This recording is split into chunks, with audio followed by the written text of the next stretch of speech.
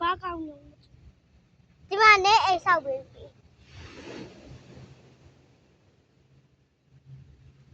ဲ့ဒီမှာ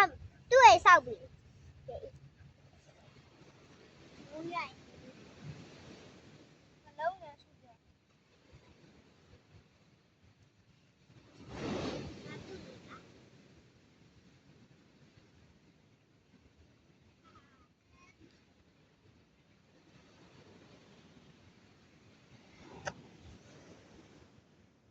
ယူလာမှာကောင်းကောင်းသွားနေပြီလား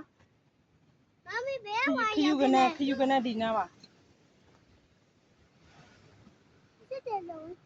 နော်ဒီမှာကောင်းကောင်း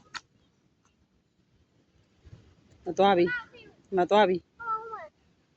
ပပကြီးလာကြည့်အောင်ပြောလိုက်အောင်ပပကြီးဒီမှာလာကြည့်အောင်မခယူကနေသွားနေပြီ ဒါရဲ့အရှင်ကြီးပေါ့အရှင်တော့ ဒီမှာလက်တော့ကနေလို့ဖေဖေလာကြည့်အောင်ဟိုတယ်မှာကောင်းကောင်း ဒီနေ့တဆု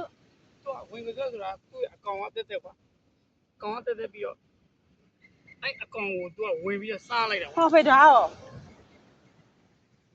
ဒါလည်းခယူပဲ ခုနက သူကအမျိုးစားလေးရှိရကွာ